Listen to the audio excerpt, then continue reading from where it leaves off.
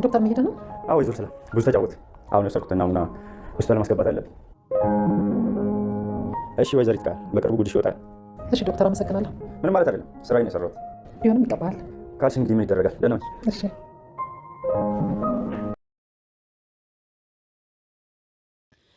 በጣም እንግዲህ በሚገርም ሁኔታ አሁን ላይ ቃል ማለት ነው የመጣባትን ነገር ግራ ገብቷት እየተርበተበተች ትገኛለች። በጣም ያሳዝናል። ምክንያቱም ብሌን አሁን ላይ ደስ ብሏታል።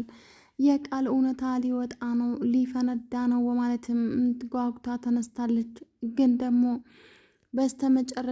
በስተመጨረሻም የቃል ውሸት ሊፈነዳ ከጫፍ ጫፍ ደርሷል።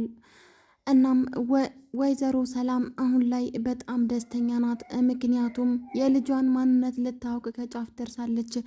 ወይዘሮ ሰላም በጣም ያሳሰባትን ነገር ቢኖር ቃል ልጄ ካልሆነች ማን ልጄ ልትሆን ትችላለች? ልጄ የትን ልትሆን ትችላለች? ልጄ ማናት? የሚለውን ጥያቄ ፈጥሮባታል። በጣም በሚያሳዝን ሁኔታ ግን ቃል በጣም ተናዳለች። እናም እንግዲህ ዶክተሩ በፍጹም ያለ ሲሆን በጣም በሚያሳዝን ሁኔታ አቶ በኃይሉ ለዶክተሩ የማይቆጠር ገንዘብ ቢያፈስለትም በጣም በሚያሳዝን ሁኔታ ግን በፍጹም አልተሳካለትም። በሌላኛው በኩል ደግሞ ወይዘሮ ሰላም ታማኝና በጣም ለሀቅ የቆመ ዶክተር አመጣሁኝ ብላ እንግዲህ ራሷን በመተማመን ያመጣችውን ዶክተር በገንዘብ ትንሽ ሊሸበር የመሰለ ቢሆንም በስተመጨረሻ ግን በፍጹም አልሸነፍም ባይነትን አሳይቶናል። በዚህ ዘመን ላይ የእውነት ታማኝ ሰው አለ ወይ እንድንልም እንግዲህ አድርጎናል። በጣም ደስ በሚል ሁኔታ በተለየና በጣም በሚያስደምም መልኩ በጣም እንግዲህ በሚያስደምም መልኩ ማለት ነው እምቢ በማለቱ በጣም ደስ ብሎናል። ምክንያቱም ለታማኝና ለሀቅ ዘብ የቆመ ዶክተር ማግኘት በጣም ትልቅነት ነው። በሌላኛው በኩል ብሌን የተንጠለጠለች ቢሆንም ለምን ወይኔ ዶክተርዬ አሁን በዚህ በገንዘብ ልትታለል ነው? በቃ እሺ ልትል ነው? አንተ ስግብግብ እያለች ከአጠገብ ቆማ እንግዲህ ብታወራውም በስተመጨረሻ ግን ቃል ባደረገችው ወሬ ማለት ነው ለወይዘሮ ሰላም በነገረቻትን ነገር ማለት ነው በፍጹም እንግዲህ ልታምናት አልቻለችም።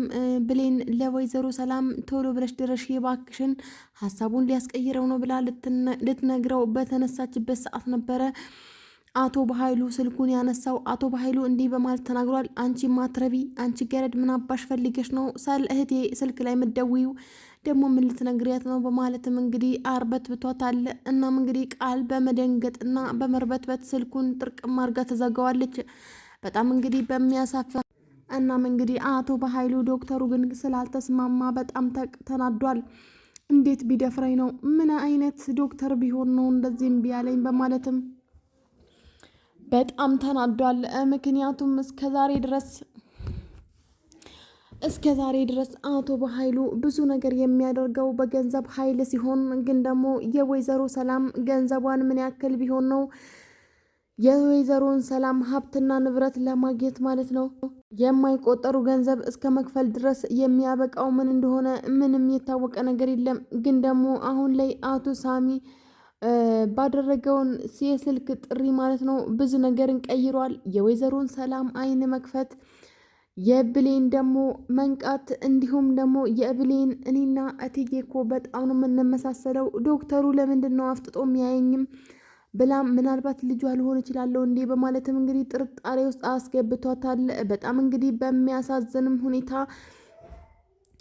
ዛሬ ላይ ማለት ነው አቶ በኃይሉ በጣም ተናዷል። ምክንያቱም እስከ ዛሬ ድረስ እያንዳንዱ የሚያደርገው ነገር በገንዘብ ኃይል ሲሆን ዛሬ ላይ ግን ስላልተሳካለት ተናዷል። ምክንያቱም ምን አይነት ዶክተር ቢሆን ነው እንደዚህ እኔን ያሳፈረኝም በማለት ተናዶበታል። በእርግጥ ቤት ውስጥ እምቢ ብሎ እንግዲህ አሻፈረኝ ብሎ ወጥቷል። ግን ደግሞ ከወጡ በኋላ ምን እንደሚሆን አይታወቅም። ሰላም የየተንቢ ዩቲዩብ ተከታታዮች በያላችሁበት ዓለም ዳርቻ ሰላማችሁ ብዝትርፍ ይበልኝ። ለዚህ ቻናል አዲስ የሆናችሁ ላይክ፣ ሼር፣ ሰብስክራይብ ማድረጋችሁ እንዳረሱ እንዲሁም የደውል ምልክቷን በማጥቆር የምለቃቸው ቪዲዮዎች ቶሎ ማግኘት ትችላላችሁ። እናም እንግዲህ አቶ በኃይሉ ዛሬ ላይ በጣም ተናዷል። ዛሬ እንግዲህ ይዤላችሁ የመጣሁት አደራ ድራማ ሲሆን አደራ ድራማ በጣም ቆንጆና አንገብጋቢ ድራማ ሆኗል።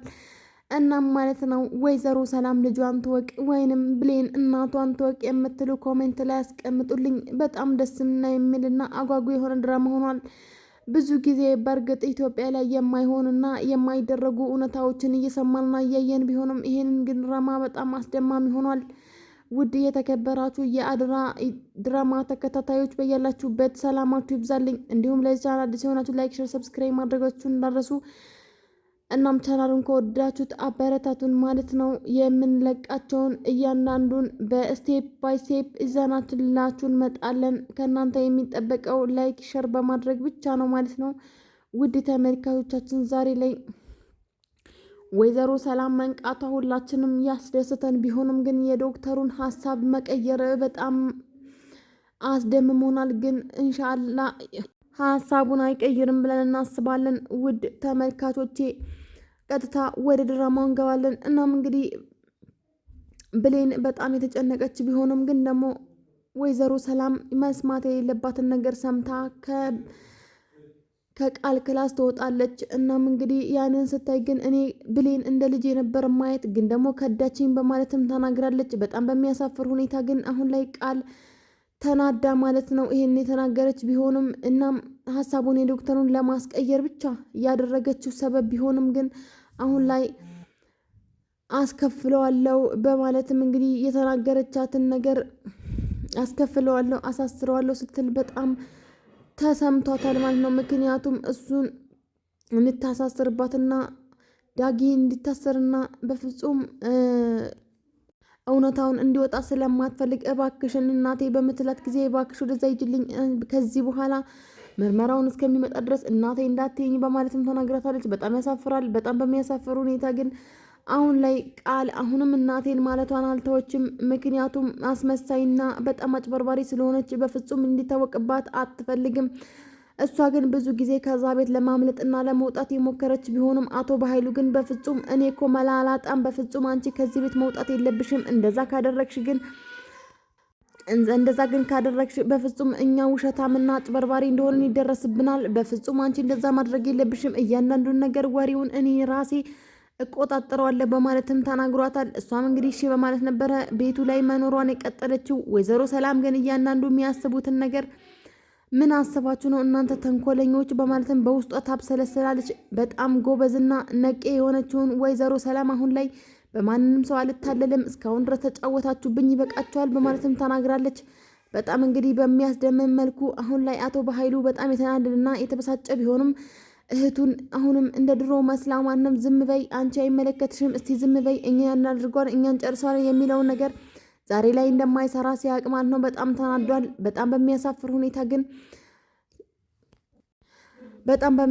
ሁኔታ ግን የብሌን እናት ሁለተኛ እናቷ ማለት ነው ጓደኛዋን በማመን እንግዲህ እዚህ ደረጃ ደርሳለች። በጣም በሚያሳፍር ሁኔታ ጓደኛዋን ማመኗን ይሄ ሁሉ ሚስጥሯን አውጥታ መናገሯን ሚስጥሯ ግን ጓደኛዋ ግን የጓደኛዋን ሚስጥር ማለት ነው በገንዘብ እየሸጠች ትገኛለች። ከዚህ ድራማ የምትማሩት ነገር ብዙ ማለት ነው ጓደኛ አለማመንን እኔ ተምሬበታለሁ። እናም ማለት ነው ዳጊ ማለት ነው እባክሽን ንገሪኝ ብሎ በጠየቃት ጊዜ ነበር እግሬ ስር ተደፍቶ ለምኖኛል በማለትም ይቅርታም ጠይቆኛል በማለት ከእናቱ ጋር ያጣላቸው። በጣም በሚያሳፍር ሁኔታ ግን አሁን ላይም ዳጊ በጣም ተናዷል። ለካ አንቺ ሴትዮ እኛን ለማጣላት የተነሳችበት ምክንያት እናቴን ስለምትጠላት ነው በማለትም ሀሳቡን ገልጿል። እናም እንግዲህ ወይዘሮ ሰላም በቅርቡ ዲኤንኤው ይመጣል ይለይለታል በማለትም ተናግራለች። አቶ በኃይሉ ደግሞ በፍጹም እኔ በህይወት እያለሁኝ ይሄ ዲኤንኤ አይመጣም ብሎ ፎክሯል። ምን እንደሚሆን አይታወቅም ማለት ነው። በያላችሁበት ዓለም ዳርቻ ሰላማችሁ ይብዛላችሁ።